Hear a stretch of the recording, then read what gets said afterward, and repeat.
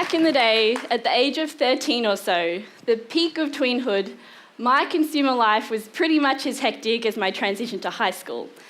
I was attending a private Catholic girls' school called Siena College in Melbourne, where every girl wore the same uniform, and ironically, the same casual clothes on the weekend. The starter pack was standard 2XU leggings with a North Face puffer jacket and a white cotton-on t-shirt. I felt like a fraud, surrounded by many of the girls. My little brace face, Target leggings, and Billabong hoodie wasn't living up to the trend. And surprisingly, these brands on our awkward tween bodies allocated us friend groups. I was in the group that stayed basic, loved a good bargain at Kmart, and there were other girls who wore more expensive brands and posted new outfit pictures every weekend. I managed to adapt to these brand uniforms for the next 3 years, even after moving to live in the US. I bought myself Walmart bootleg jeans and Forever 21 necklaces to look like everyone else in the school hallways.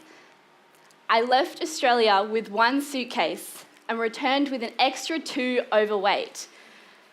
I still never felt any more me, nor like I belonged. And the reality of it all is that I'm watching my own 15-year-old sister and her friends go down the same rabbit hole. The fact is, consumerism is drilled into everyone's lives.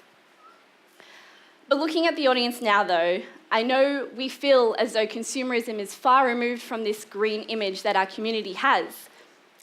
But to gently break it to you all, quietly, our community is full of consumers, no matter how green we may say we are. Some examples, instead of buying the limited edition Ralph Lauren sunglasses, include Wanderlust swimsuits, surfboards, aesthetic exotic decor from our expensive travels, mindfulness retreats to find our best selves. And don't forget those holiday destinations we seem to go on every school break. Consuming is such a huge part of our lives, but it never seems to make our society any happier. Buying, our own short-term happiness and validation, literally choked in advertisements and money-centered scams to consume more in order to maintain our status and dignity, while never actually reaching the dream, a life of passion and purpose. Now, a man called Abraham Maslow, you may all be familiar with, theorized a pyramid called the hierarchy of needs. And we see that on the very foundation is our physiological needs. We need food, water, and sleep to be able to live. Once those needs are satisfied, we can move up to our safety and security needs. We need to feel safe and protected in order to feel like we can live with little fear. Above that is our love and belonging needs. We need to be loved, need to feel loved, need to have healthy relationships in order to prosper as human beings. Fourth is our self-esteem needs. We need a sense of self-confidence, self-worth, individuality, uniqueness. But unfortunately, it seems as though materialism has given us this false sense of fulfillment of this need. By allowing us to define ourselves by what we buy and what we already own. This may be through wearing an expensive watch, driving an expensive car, purchasing anything that may flaunt our own financial individuality. And because this need hasn't been fully satisfied, we have been prevented from reaching our highest human need. That is self-actualization, to pursue our life's passion and purpose. I'm sure we all agree that consuming is not our purpose. It's not why we're here. And we know this because in the past 3 decades, 1/3 of our planet's natural resources has already been used up. And at the same time, overall happiness in Western nations has been declining significantly.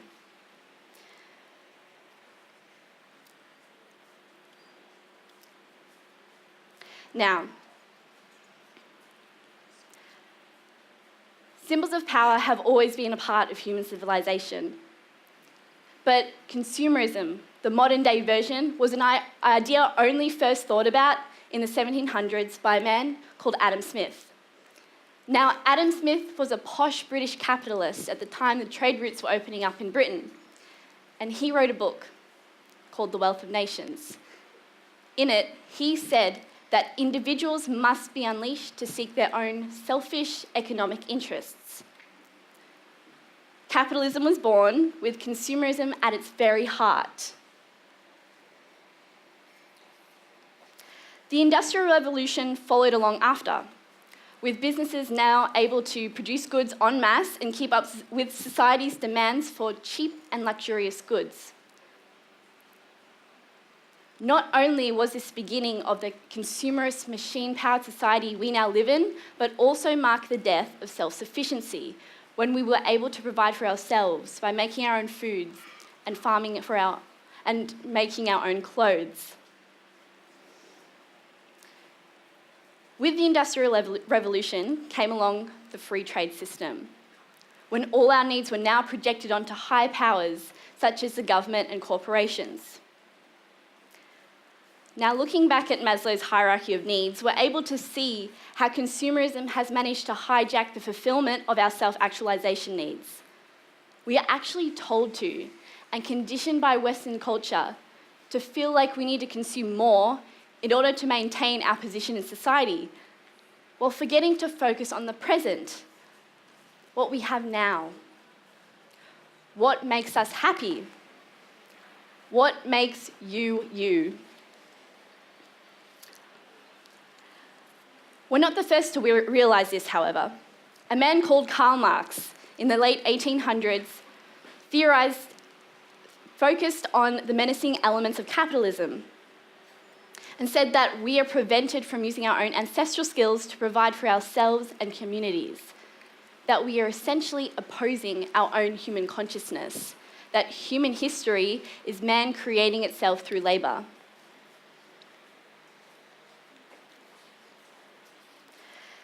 Now, Maslow also said that religion was a product of human consciousness, that it reflects someone who has either not conquered themselves or has lost themselves again.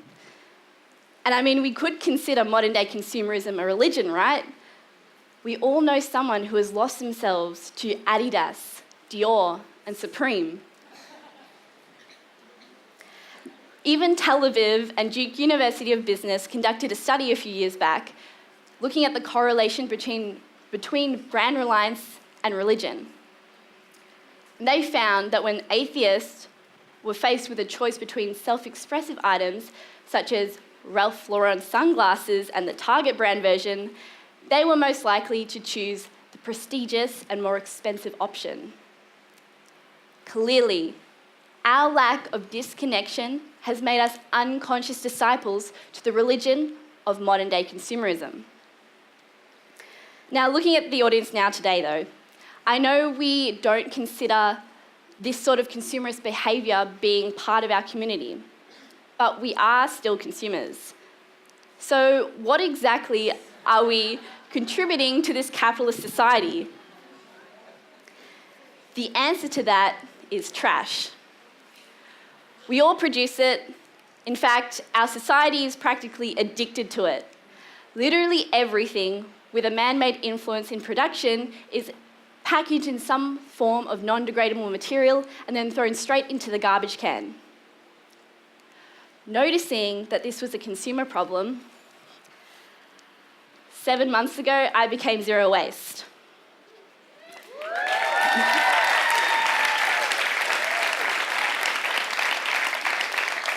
In that time, all the waste I have reduced has been added to this jar. It's basically a reminder of the unavoidable. You know, we see some straws, some op shop tags, some receipts, of course. But my family also attended Green School two years ago in 2016. And being part of this green community, they would call themselves conscious consumers.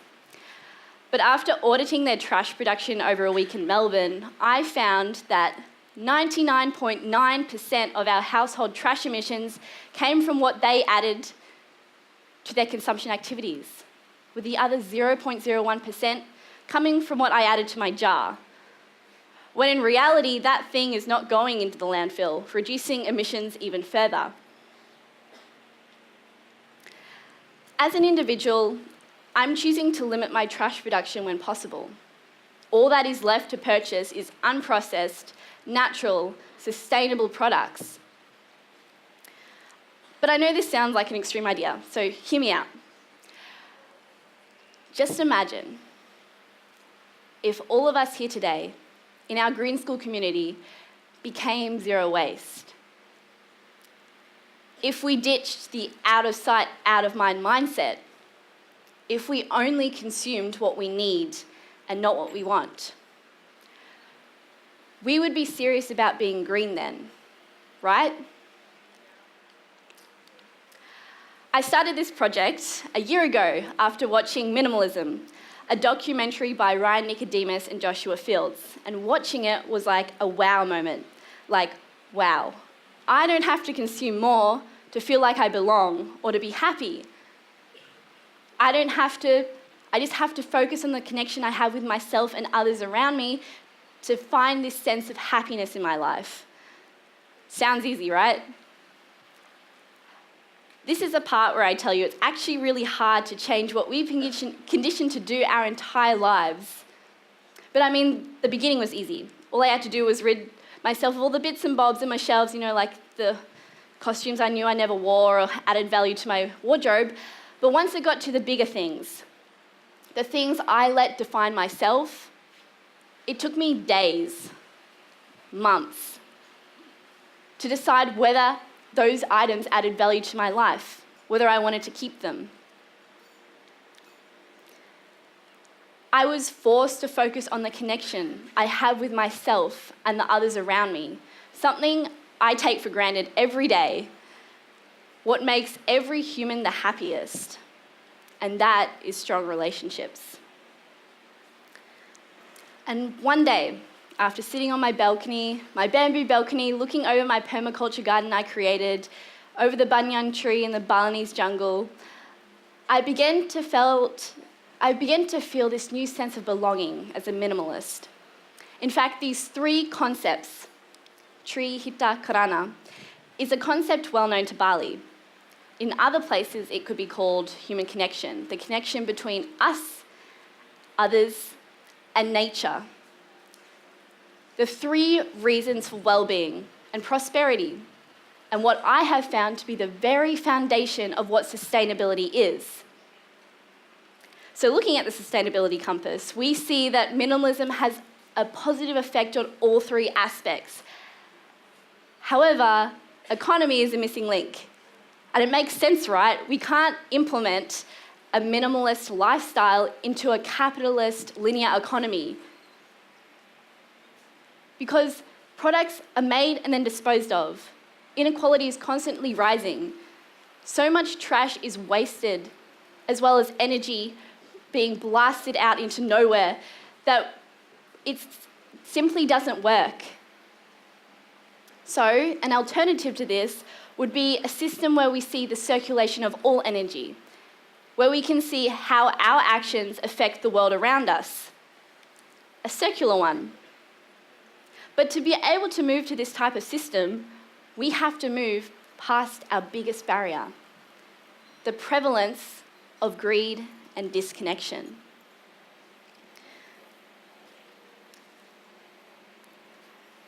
So, everyone in this room today, we have the power to focus on our actions and impacts and influence others to do the same, because in the future, we could see our minimalist choices becoming a collectivist movement for the better of the world. So to get us started on this, I have created the Think Kit.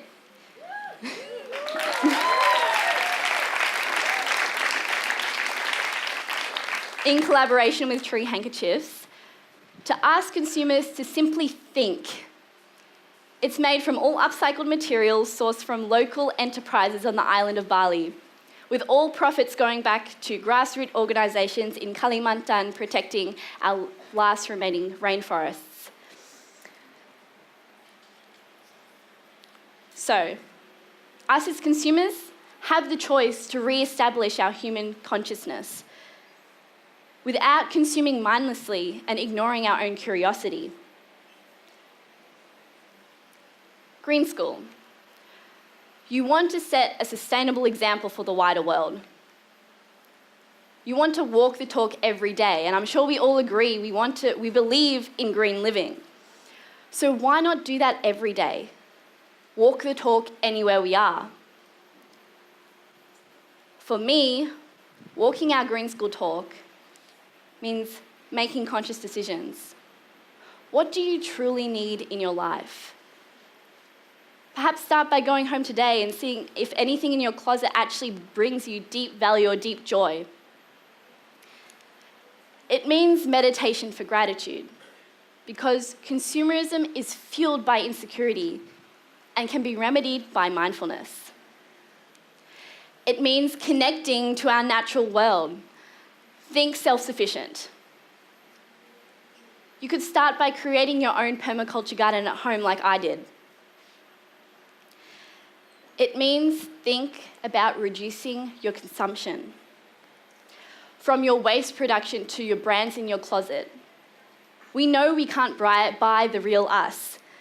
Humans belong in other natural ways that aren't defined by the money in our wallets and the brands on our white cotton t-shirts. These small steps can change our world on a huge scale and can convert our human consciousness to a higher level of connection, something we've been conditioned to throw away. So by living with intention is living in balance with our world. We are a part of it, not separate to it. Our human nature exists to do so. When us humans are at our very best, we are completely and utterly connected to our natural world. So, fellow greenies, by questioning your blind conditioning is to reach your full potential for consciousness, fulfillment, and happiness. Just think about it. Thank you.